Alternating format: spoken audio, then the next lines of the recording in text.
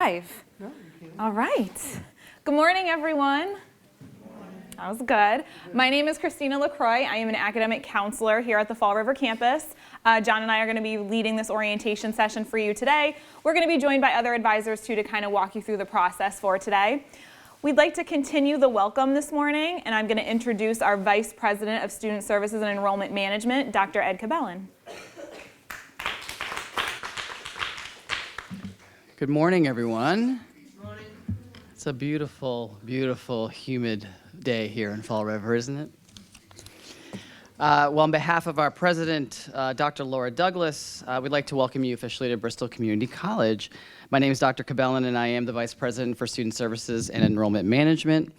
And I'm so excited for all of you to be here today for your student orientation session. Before I offer some brief remarks, I'd like to thank our entire orientation leadership team. I know you need your water, Christina. It's all good. It's all good.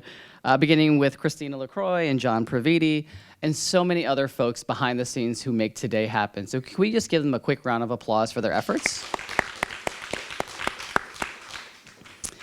When you meet everyone today, I am very confident that you will see a committed team to your success for all our students and families, and so I can't wait for you to meet them all. So my job at the college as Vice President for Student Services and Enrollment Management is just a wicked fancy title to say that I lead all of our college's student success initiatives, from admissions to financial aid to academic advising and various student support services at all our Bristol locations. My entire team is here to make sure you succeed. So if I were to ask you what student success means to you, what would you say? What does student success mean to you? Yes? Set yourself up to be like successful. Okay, set yourself up for success. Great. What else? What else does student success mean? If I'm responsible and my team's responsible to make sure you're successful, what does that mean for you? Anyone else? Yes, please. I have a passion to help other people, so my goal at the end of this is to transfer to probably Bridgewater and be set up to be in a career where I'm helping other people. Great. So, okay. So getting you through your degree program here and getting you to transfer to Bridgewater State. It's a great school. So thank you for those answers. For all of you, just so you know, our purpose here is to do that and a lot more. And there's 3 specific things I want to share with you today, so we're all on the same page. Success for us at Bristol means, first and foremost, that you feel welcome and that you feel supported throughout your entire Bristol education. From your faculty to your support staff, every time you walk onto a Bristol location, a campus location, or engage through Bristol Online, we want you to feel like we have your back. That means so many different things to so many people, but for us, it means that we treat you with respect and support, and clearly communicate to you in all our interactions, both in person and in writing, and that we follow through on the things we say we're going to do for you. Please get to know us as your Bristol staff and faculty, because it does take a village to succeed in college. Second, we want you to grow professionally and personally throughout your education, both in and out of the classroom. Whether it's in your classwork, your group projects, maybe some internships in the community service, or even volunteer work through our clubs and organizations at all our locations, we know that the Bristol education that you're going to get will set you up for whatever future that you foresee and dream for you and your family. It's our job to make sure we do our part to meet and exceed your expectations.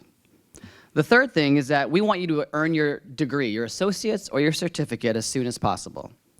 The longer you're in school, the more resources you're going to have to spend to get there, most notably your time and your money. While time away from your family, your friends, your interests, the work that you have in jobs for your education is just temporary, I encourage you to push yourself to take as many classes as you can right now. It's easier to drop classes than it is to add them later, as your selections are not going to be as flexible. Additionally, the longer you take to complete your degree or certificate, the more expensive it is. So we want you to leave Bristol with little to zero debt and to give you financial flexibility for whatever life's journeys takes you past Bristol. And just think, the sooner you're done, the sooner you can earn that promotion at work, apply for that new job, or move on to another degree program, or whatever else you might have had in mind. So to help you succeed, here are my 2 final pieces as a Bristol Bayhawk. First, please ask for help anytime you need it. How many of you in this room are the first in your family to go to college? Show of hands. Wonderful. Navigating college is not easy, and I promise you will need help along the way, as many of us did. Please get to know your teachers and advisors, have their office phone numbers within your phone, as well as their email addresses for quick messaging. And in a pinch, if you're finding yourself lost, just Google Bristol Community College Care Team, C-A-R-E team, Care Team. That's a one-stop website that will get all the help you need. Last year, many of your classmates shared with me over surveys and in person over many slices of pizza that they had the following challenges that you might be thinking about. A lot of them told me that they had a hard time forming new study habits. They had a hard time managing their time now that they were in college because of all the things they had to do. They were having a hard time managing their stress and anxiety. They were having a hard time finding consistent daycare for their kids. Some of them didn't know where their next meal was coming from or where they were going to stay because they were couch hopping or living out of their car. Or some of them did not have consistent transportation to and from home or whatever Bristol location they were going to. I am proud to say that our staff helped every single one of those students with all those concerns because they came forward and asked for help, and we want you to do the same thing. Second, we want you to embrace the discomfort that comes along with going to college. So whether you know it or not, we're living in a time in human history where we have access to technology and speed of information unlike ever before. Unfortunately, it's reduced our ability to have grit, to be able to go through some of the challenges that life brings along. And so I want to encourage you to embrace discomfort as part of the learning process that you're going through, that you will be going through. Some of the most successful students I've ever worked with across my 20-plus years in higher education were the ones who were able to take the discomforts that they felt and the stress and channel it positively towards their goal. As you all begin here at Bristol Community College, embrace that discomfort and know that we're here to help. Whether you're here to complete your associate's degree or certificate, to transfer to another institution, advance in your professional career, or to serve the Bristol County community, I hope that your Bristol education and your time with us builds the confidence in you that I already have for you to succeed. As a son of immigrants from the Philippines, I know the impact of a college education and what it can do for your life's trajectory. If I can do it, so can you. For you, because you answered my question first, I have a Bristol hat for you, so I'm just gonna toss it up. It's okay, good try, that was good. So I didn't throw it as well. My office is located in G Building, that's right that way, where a lot of our student services are. I'm in office 225, in case you ever want to pop up and say hello. I love meeting Bristol students and hearing your stories and knowing what else we can do to help you succeed. I wish you all the best in your Bristol Community College education. Welcome to Bristol Community College. Thank you. Thank you, Dr. Cabellon. Okay, so we're going to keep the welcoming coming. We're going to have a brief video from our president, Dr. Laura Douglas. Hi, I'm Laura Douglas, president of Bristol Community College. On behalf of the faculty and staff, I want to welcome you to a new academic year. Whether you study in Attleboro, Fall River, New Bedford, Taunton, or online, you've made a great decision in becoming a Bayhawk. There's nothing more important to us than your success. We encourage you to get involved in clubs and organizations and take advantage of all the great services and supports that we offer. When you see me on campus or in the community, I hope you'll stop me and say hello and tell me your Bayhawk story, because I know it's a great one. And we have a welcome from previous students.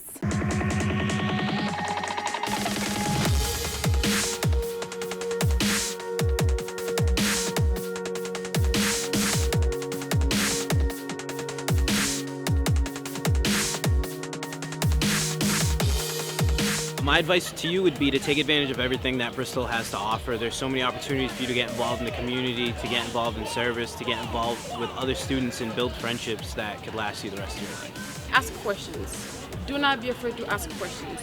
There's no dumb questions. They all have answers, so ask questions. Make education a priority. I know being a community college student, we have other obligations, priorities. But if you work hard, put effort in, you can literally do whatever you dream.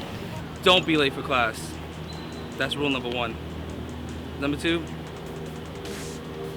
make sure you come to class. Never to doubt yourself. You can do whatever you set your mind to. There's many examples around you here at the campus itself, but never forget, do not be afraid to ask questions. Okay, so hopefully the underlying theme is to make you all feel welcome and supported in your time at Bristol, and of course to ask questions. So little agenda and overview of what we're going to do today during this presentation. We're going to review some housekeeping tasks and reminders so that hopefully you guys feel set up for the first day. We're going to talk about college jargon, and we throw around this word credit. What does it mean? So we're going to talk through that. We're going to give you a visual of how long it could take to earn your associate's degree, to get an idea of how long maybe you plan to be at Bristol.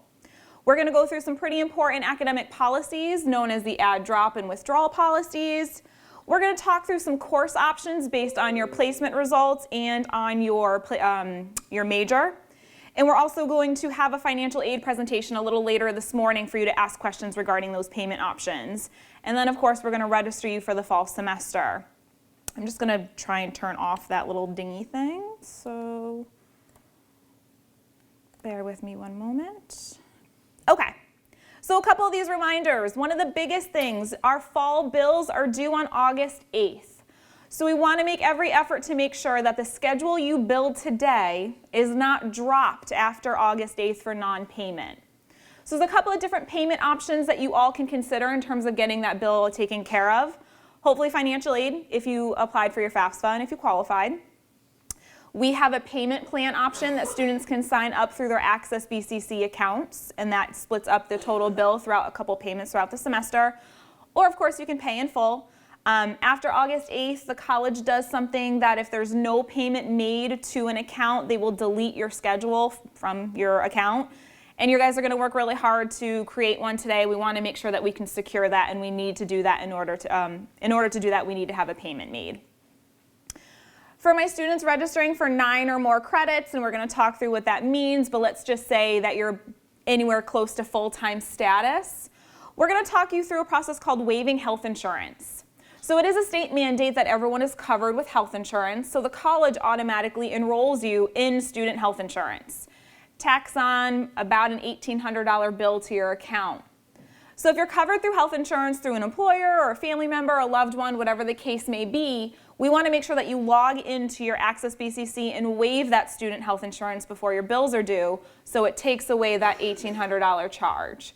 It's not something you have to do today, but we do want to point that out so you guys don't forget about it. And again, you can access that through your student account. A couple of reminders of folks you might need to check in with in order to, again, to make you most successful, especially prior to day one. Office of Disability Services. You have some information in your backpack about them, but the contact information is up on the screen. If anyone had a 504 plan, an IEP in high school, or may think that they would benefit from accommodations in the classroom, we want to make sure that you touch base with the Office of Disability Services as soon as possible. So accommodations can include things like extended test time, quiet spaces for your exams, and we really want to make sure these accommodations are in place prior to the start of the semester. Again, we want to get you off on the right foot day one, not have to go through this process midway through the semester when maybe you're struggling. So again, the information's on the board and in your backpack.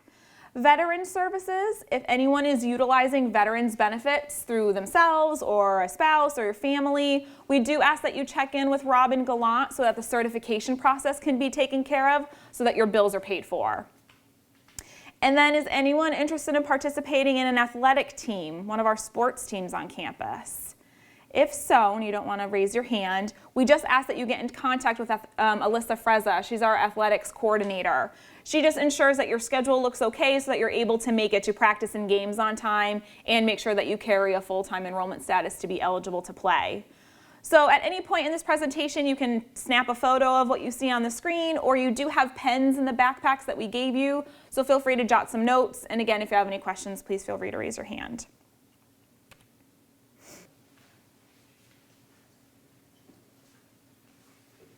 How's that? You're very welcome. Okay, so I had thrown out that word credits and talked about college jargon. So credits, enrollment status is stuff that we talk about all the time. We ask you anytime we meet with a student, how many credits do you want to take? What a credit is every course is designated a certain number depending on how many hours per week that the class meets. So our classes range from 1 credit, anywhere up to 4 credits, maybe even 6 credits for the amount of time that they meet each week. As you add more classes to your schedule, that's what's going to have an impact on your enrollment status. So to be a full-time student, all that means is that you're registered for 12 or more credits. So 12 is the magic number to get you full-time. Generally speaking, that's usually about four classes, but as long as the 4 classes are each 3 credits each. There are some indications where students need to be full-time. Sometimes students come to campus and say, this is my only, commitment. I want to be a full-time student. I want to get out of here as soon as possible. So that's a good thing to know, especially when they're meeting with an advisor. As I mentioned earlier, student athletes need to be full-time in order to be eligible to play on sports teams. And then the other piece, which we say is very student-specific, is your financial aid package. So your financial aid award is going to adjust depending on your enrollment status. So again, please make every effort to check in regarding your financial aid. There are some cases where maybe a scholarship or a grant might require you to be full-time, and scholarships and grants are free money, so we just want to make sure that we are adhering to whatever those requirements are. The other impact on your enrollment status is how long you want to be here for. So a lot of students come to the community college and think of us as a 2-year school, meaning that they're in and out in 2 years. And that can be the case. And what we've done is we've created a couple of visuals to see what that would look like. The idea behind showing you these visuals is to hopefully get the wheels churning a little bit to decide how long you want to be here for. And then when you meet with your advisor, let us know what your plan is. Are you taking your time? Are you getting out of here in 2 years? That's going to help us decide how many credits you should be taking. So all of our associate degrees are worth at least 60 credits.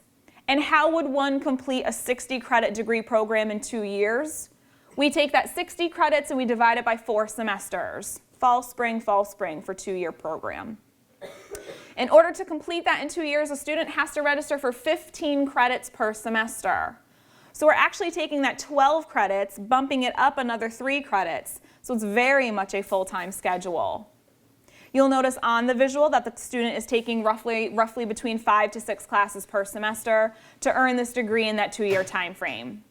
Now everyone's degree is going to look different. At a minimum, the programs are 60 credits, but some programs are going to be worth more. My engineering programs, my computer programs, those are upwards in like the 70s number.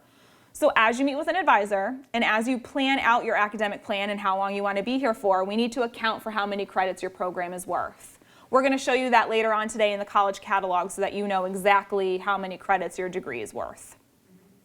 Any questions here? This is a full-time, very much full-time 2-year plan. All right, so now we're moving maybe to like a part-time schedule. So this is going to look at maybe 2 to 3 to 4 classes per semester. You'll also notice that this student is taking advantage of the summer session. Students are not required to take classes in the summer, but it is a nice way to kind of keep the ball rolling. A part-time schedule at 60 credits is going to take someone about 3 years to complete their associate degree. So this is just that visual for a part-time schedule. And then for whatever reason, one or another, 1 class at a time, our super duper most dedicated student, it's going to take about 7 years to earn that associate's degree. So why we show you these visuals again is to kind of get that idea going of how long I want to be here for. What's that comfortable spot between the 2-year mark and the 7-year mark that we should be aware of for you specifically? And similar to how your financial aid is student specific, how long you are here for is also student specific. So the conversations we hope to have with you today and throughout every semester is what works for you. What works with your work schedule, your family that you're taking care of, your commuting schedule. At the end of the day, we want you to be successful. Are you going to be successful at 6 classes or are you going to be successful at 3 classes? And these are the conversations that we hope to have. Questions to this point, time frame for degree completion.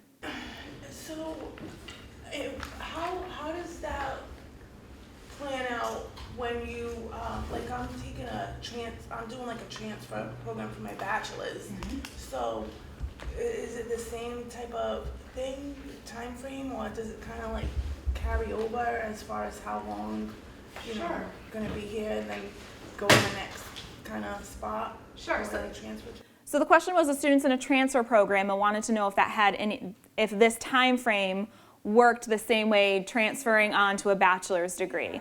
And I would say it's very similar. So the transfer program is going to have whatever curriculum requirements built in, and so however many credits that may be, 60, 61, 62.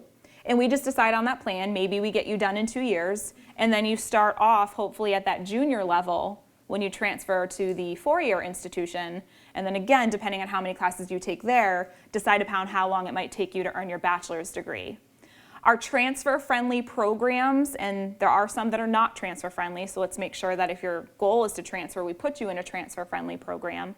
The idea is that your general education requirements, your English, your history, your math, that's all built into the curriculum of the degree, so that when you do transfer, you're really just focused on whatever the major is, the business degree, the psychology degree, and hopefully only need to take maybe 1 to 2 more gen eds, allowing you to start hopefully again at that junior level when you transfer.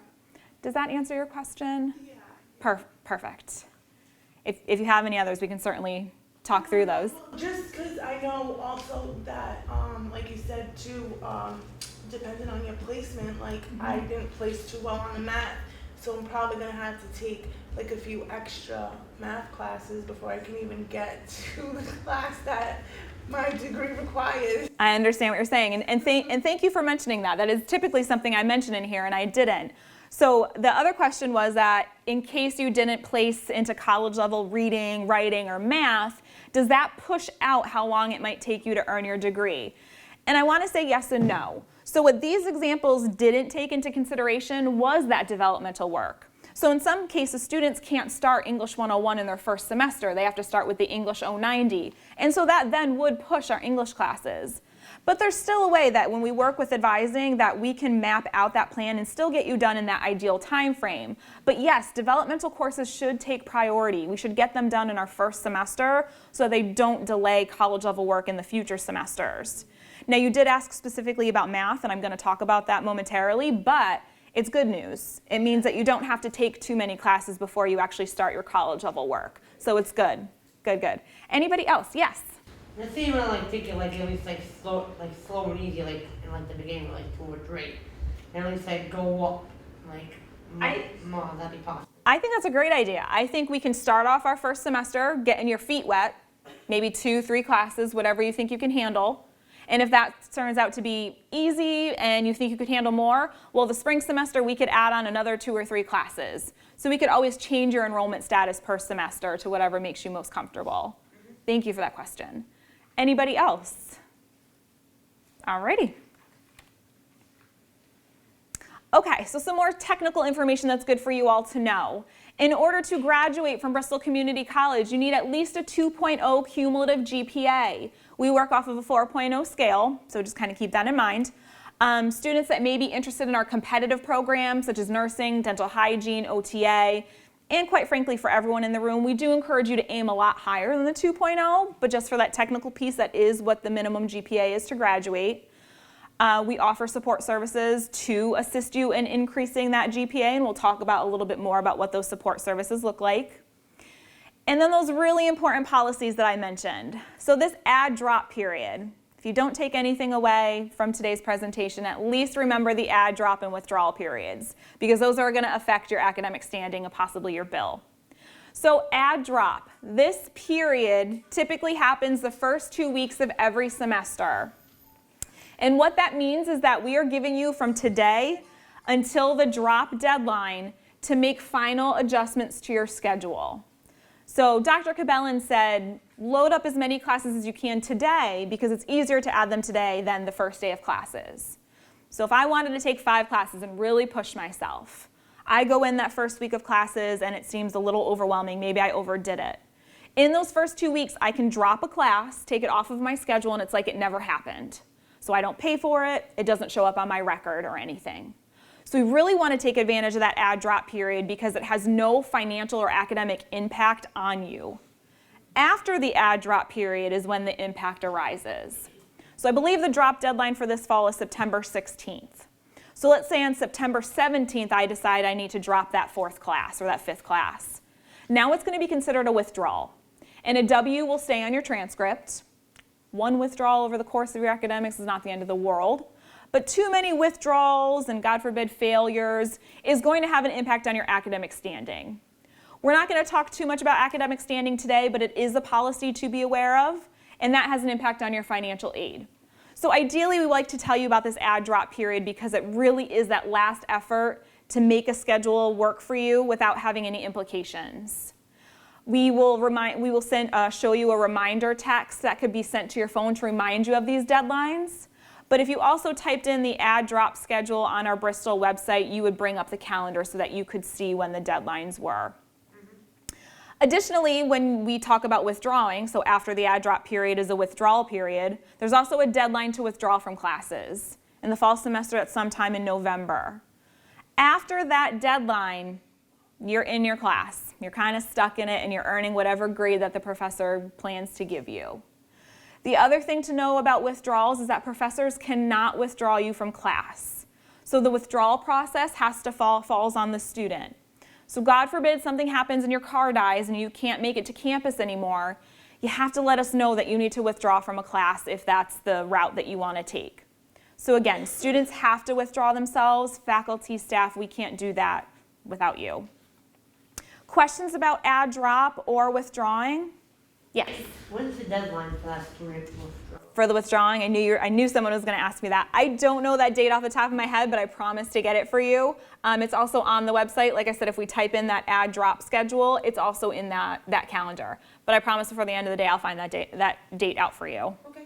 Thank you. Anybody else? Okay. So hopefully people are familiar with the syllabus. You probably got a bunch of those in high school. You're going to get a bunch more every semester. So we do have a short video to play for you, but I will mention a couple things, I guess, about the syllabus. Hang on to them and really read through them. Every instructor's syllabus is going to be different.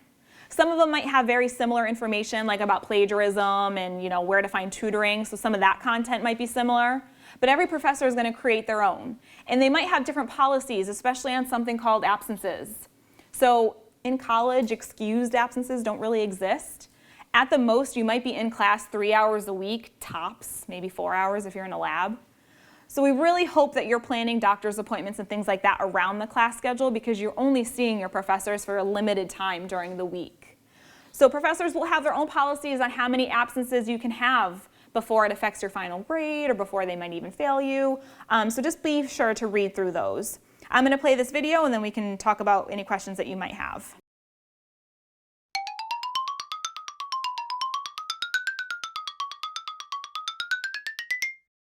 At the start of every semester, each professor will give you a syllabus. Some like to keep them short, others make them 10-pagers. But no matter what the size, it tells you what's going on in the course. It tells you how the course is structured and what the professor plans on teaching you. It tells you which books to buy, when assignments are due, and when to have certain chapters read. It includes how much each test or assignment is worth. But more importantly, it tells you exactly what the professor is looking for in each assignment or test. Use your syllabi to plan your semester. Once you have all of your information together, you can figure out when to study for tests, when to have assignments finished, and when you can fit in that trip back home. University isn't high school. You're expected to keep track of your own deadlines, your own duties, and your own responsibilities. The best way to do that is with the syllabus. One other thing I'll mention about the syllabus is I like his little calendar idea. Take your syllabi that first week and map out your semester with your classes. Remember, the add drop period is only those first 2 weeks. So if I'm in my 5 classes and I'm feeling a little overwhelmed because I did that map, then I can at least get rid of something those first few weeks, and again, there's no impact. So I think that's a really great suggestion to do every semester. So we're going to change gears a little bit, talk about classes. When folks checked in, you should have gotten a transcript, so a piece of paper. If you didn't get one when you checked in, you will get one later on today. But for the folks that have it, if you want to grab it, just so we can go through some of the options we wrote on there for you. I'll give everyone a second to take that out. Okay. That would be different. So on that page, the front page should show your name, your address, some pertinent information like that. One thing I want you to look at that is what degree program it has you listed under. So that's the major that the college has you pursuing at this very moment in time. If the major looks incorrect, we can touch base with admissions today and change that for you. But what we did is we suggested some classes based off of that major. So the class suggestions we made were based off of the major you're currently registered for and your placement test results. So if you take that piece of paper and kind of just turn it right over onto the back side, there's a little schedule builder that we've attached. We did a little pre-advising for your math, English, and reading classes, again, based on your placement test, or if you had a GPA waiver or SAT waiver. And we're just going to talk through those options right now. So the second page, the second line on your schedule builder should say MTH, standing for math. And again, we offered you some math courses based on your program. So if students are seeing a standalone math course, and what I mean by that is any of the boxes up there listed in green, so maybe Math 119, 125, 131, those standalone math courses are our college level math courses that you placed right into, and they're the math required for your major. So later on this morning, when we start registering you for classes, we've suggested what math you could take in your first semester. Now, some of you might see the same things, Math 119, Math 125, but with a letter S next to it. And what the S stands for is college level math with support. And that support feature might be based on your placement test. So maybe you didn't go right into college level math, but instead of delaying you, having you take too many developmental courses, we've said, okay, here's the college level math that you need for your program. And in order to make you successful in hopefully completing that class, we're offering the support component with it. And the support component, it might be extra explanation on certain topics, extra tutoring, extra time for the content you're learning in the college level work. If you do see an S course written on your transcript, please note that this course is worth 6 credits when you register. So 6 credits, it's already a part-time schedule right there with just the math class. But one thing to clarify, of those 6 credits, 3 are college level, 3 are developmental. Developmental credits do not count towards your degree. So at the end of the semester, you're registered for a 6-credit math course, but you're only going to earn 3 credits towards your program. Does that make sense? Developmental classes do not count towards the overall credits required for your degree.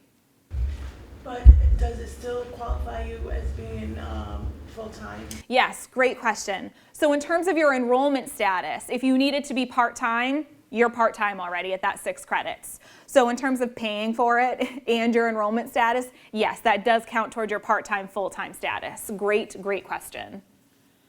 Anybody else?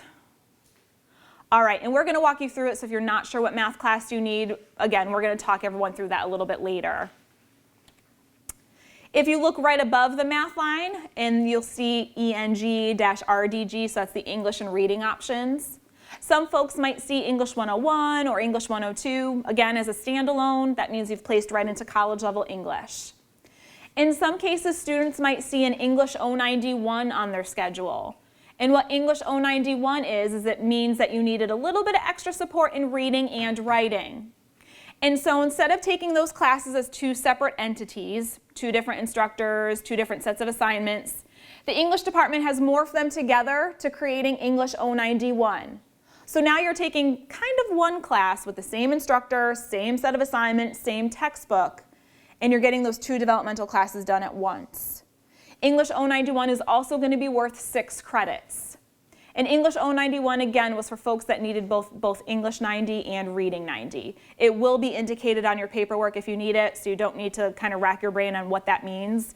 If English 091 is written on your paper, we do encourage you to try and register for it.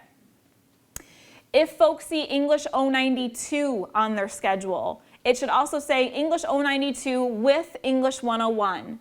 This means you needed a little bit more support with your writing, and so we're allowing you to get that support with your writing on top of college level writing. So again, not delaying you from starting your college level work in your first semester. English 092 is also going to be 6 credits, 3 credits for the English 092, 3 credits for the English 101, You earn those 3 credits for the English 101 towards your degree. Questions on English and reading. And again, we will walk you through this during the registration process. All right, everyone looks good. For the purpose of registering for today, we do have to register you for classes based on whatever your current test scores are. Excuse me. If you did want to retest and you wanted to try and get out of that math support course, students do have the option to retake their placement test one time. We encourage preparation for that placement test just because you're only given that one additional time. We do have preparation workshops that we offer at our campus locations. We also have preparation materials that can be found on the Testing Center website. So we're going to register you for those classes today, and if you retest next week and place out of developmental classes, then you can meet with an advisor and we will adjust your schedule based on those results. Okay. So Dr. Cabellin, again, is the Vice President of Student Services and Enrollment Management. We wanted to provide you with a little list of what Student Services actually is and what that means to you all. So every department you see listed on the screen, and don't worry, I'm not going to go through all of them individually, everything you see listed on the screen is at your disposal. You all are the reason we have jobs. These are free of charge. They're here for you to, again, make you successful and make you feel supported while you're here.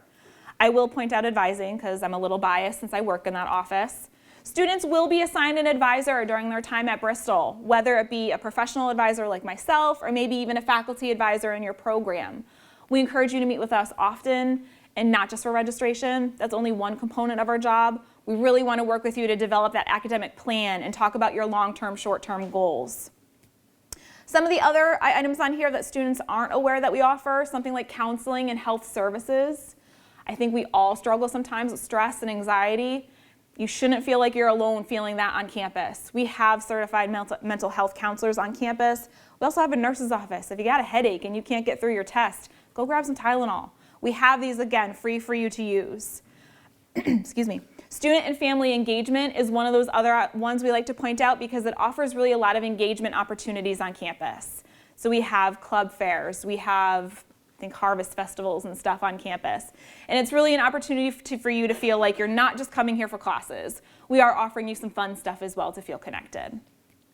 One other item I'll mention on here is our TRIO program, as we have a representative from our TRIO program that's here today. And Lynn, if you don't mind stepping up here because we're recording it, and she will talk to you a little bit about the TRIO program. I'm camera shy. I'm sorry. Good morning. Hi, everyone. I'm Lynn. I'm from the TRIO Student Support Services Program. It is an additional funded program on top of all the wonderful services we have here at Bristol. TRIO is federally funded through the United States Department of Education. And what we are is an academic support. In addition to what you have, the S classes, we do support them. So if you need some academic supports, we're there for you. Individualized, specialized tutors in the eligible population groups above. How many of you are first gen? Do we have a lot of first generation? Those are students whose parents or guardians did not receive a bachelor's degree in the United States. So there could be several of you that don't realize that you are first generation. You may come from a modest household income, and you may also have a documented disability, those with maybe who had an IEP in high school. We also offer whole person support, and when I say that is we are advisors. We have 2 full-time academic counselors on board that do specialize. We have an engineering transfer specialist. We have a nursing specialist. We have an early childhood education specialist. We have a criminal justice specialist. So they will help you and guide you through that if you're unable to connect with a professor, say a department head or someone in regular advising services to do that. We are there to help you. We also offer you additional tutoring. Tutoring here is free, but we offer additional free tutoring on top of the time. So if you need more than 2 hours, we will offer that. We have open labs in mathematics, reading and writing, and ESL. We also do specialty workshops, fun things. We help with financial aid. We do scholarships. We do, all kinds of things. We can help you do anything that you need. We send out regular surveys so that we find out what you need. I'll stress, it's not a club, but it is social. We want to make sure you connect with each other on campus, and we do special events. This Saturday, we're going to New York City, and in September, we are returning to New York City because New York City has a lot of fun things to do. So if you're a member of TRIO, and it's absolutely free, and no obligations, by the way, okay, it's not a club, so you don't have to think you have to become part of it. We also are formally, right now, currently, the only group that does take you on college tours. And I don't mean college tours here on this campus, but any college in the area that you want to go to. We've gone to UMass, Bridgewater, we've gone to Tufts, we've gone to UMass Boston, we have gone to Rhode Island College, Johnson & Wales, Bryant University, so there is quite an extensive list. Oh, we've been to Brown too as well. So we do a lot of good things. So if you're interested, come see me. I'll be at registration. My name is Lynn. Bye. Have a good day. Thank you, Lynn. All right, guys, a couple more here.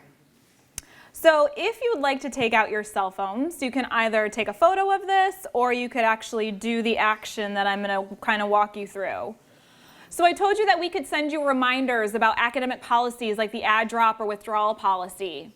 So if you were to text BCC info to 67283, that's going to sign you up for a plan to get those reminders. We're not going to spam you or anything like that, but we will let you know, hey, the add drop period is September 16th. The withdrawal period is a certain date that I still need to find out. Or registration for the spring semester starts now. You'll get those helpful reminders. The other thing you can sign up for is BCC Alert to the same number, 67283. So if you are seeing a snowstorm happening outside and you're like, do I really need to get to class? We will send you notifications if a campus is closed.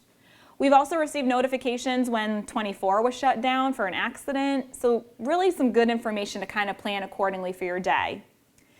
When you do sign up for the BCC Alert, you will get notifications about all of our campus locations. So if Attleboro is closed but Fall River is still open, then obviously you'd still have to come to classes here in Fall River. So just as you read it, just make sure you pay attention to which campus it's indicating for. It's a free service. Text messaging rates apply if you do get charged for those. I'll leave that up for another moment so people can take a photo. And if you don't get it, we will definitely be able to get you that information as well. Yes? I'm not sure how to do that. Can you help me out? Yeah, we can help you out after, okay? You're welcome. All right. One more slide, I believe, from me. So we want to thank you for coming to orientation. We know this is a lot of information, so bear with us. We will be bringing you to lunch, meeting with your program coordinators, faculty from your program.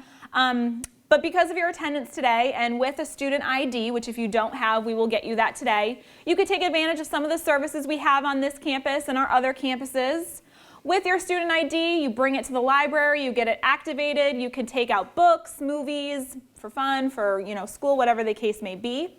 We have a gym in the G building on this campus that offers classes throughout the semester. We do offer free parking at all of our campus locations. If you intend on taking classes in New Bedford, please make sure you bring your photo ID and your schedule to the Elm Street garage so that you can get a free parking pass, which allows you to park in the Elm Street garage or the Zeiterion garage. We're going to register for next semester, which is super exciting. And we also want you to mark your calendar and be on the lookout for an invitation to the Bristol Experience Day, which is August 28th.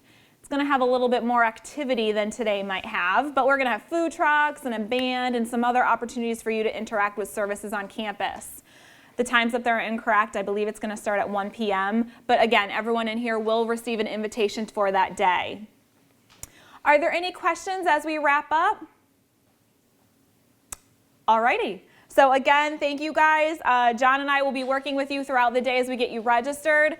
Before you pack up though, we are going to split you up for your program so that you can touch base with the coordinators and faculty in those programs.